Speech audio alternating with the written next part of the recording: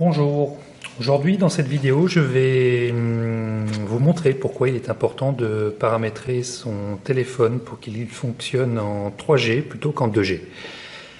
Pour ceci donc j'ai positionné un smartphone à 50 cm d'un appareil de mesure.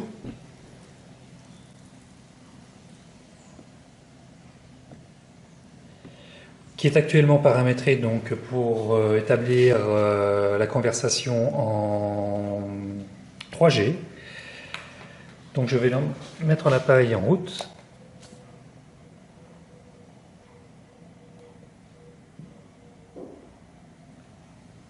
Voilà, donc pour le moment, on a une valeur insignifiante, bien sûr, 1,25 microwatts par mètre carré, puisque la communication n'est pas encore établie. Je vais maintenant lancer un appel, je vais appeler ma messagerie tout simplement.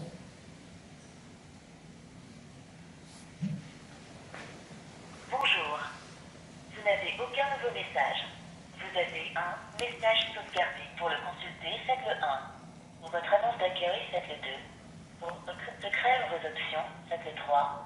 Pour déposer un message vocal sans faire sonner le mobile de votre correspondant. Voilà, donc une valeur moyenne donc de... Pour l'actu, le sport et la météo, c'est en 5. Une valeur moyenne de 20 micros. Pour consulter vos messages, faites le 1. Pour votre annonce d'accueil, faites le 2. Valeur moyenne qu'il faut estimer à travers ces chiffres qui défilent. Message vocal sans faire sonner le mobile de votre correspondant, faites le 4. Pour l'actu, le sport et la météo, c'est en 5. Pour obtenir de l'aide sur la messagerie... Je vais maintenant faire la même manipulation en paramétrant donc le téléphone en 2G cette fois. Pour consulter... Le temps de changer le paramètre de mon téléphone.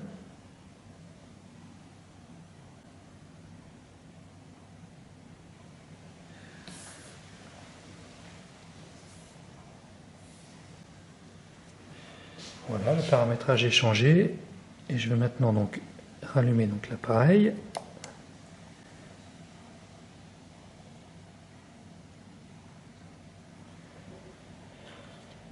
Pour le moment, donc la conversation n'est toujours pas établie, donc valeur similaire à ce qu'il y avait en 3G. Ici, il y a un pic. Le téléphone régulièrement envoie un pic aux antennes pour se signaler sa présence. Donc voilà, je laisse se restabiliser. Donc voilà, donc 1,25 comme en 3G. Je vais maintenant lancer l'appel.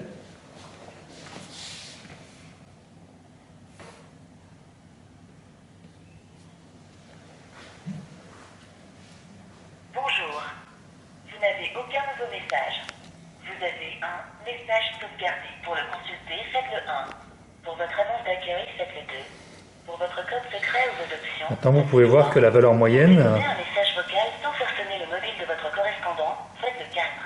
Pour l'actu, le sport et la météo... plutôt de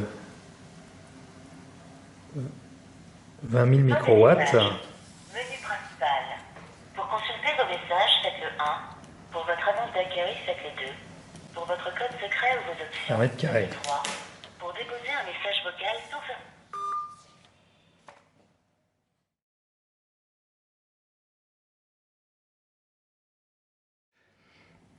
Donc, comment faire donc pour paramétrer donc le téléphone. Donc, donc tous n'ont pas cette possibilité. Dans celui-ci qui est un HTC, ça se passe de la façon suivante. Il faut aller dans les paramètres, dans les données mobiles. Je ne sais pas si vous voyez bien. Voilà, donc je recommence. Dans les paramètres, dans les données mobiles, mode réseau, et ici le téléphone propose une communication en 3G seul, en 2G seul ou en mode automatique, là où le téléphone choisira en fonction de la qualité de la réception, mode 2G ou 3G. Donc ce que je vous conseille, c'est de le laisser toujours en mode 3G. Pardon, je suis allé un peu vite. De le laisser toujours en mode 3G, et lorsque vous manquez de réseau ou que l'appel ne passe pas, à ce moment-là, rentrer dans le menu de paramétrage et le remettre en 2G. Pourquoi ne pas le laisser en mode automatique 2G, 3G? Tout simplement parce que très rapidement, le téléphone, en dessous de 4 barres, il bascule automatiquement en 2G et va rester en 2G tant que la communication n'est pas terminée.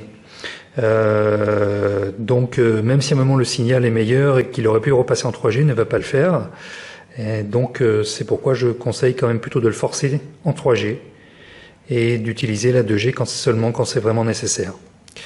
Voilà, je vous remercie de votre attention et vous dis à bientôt pour une prochaine vidéo.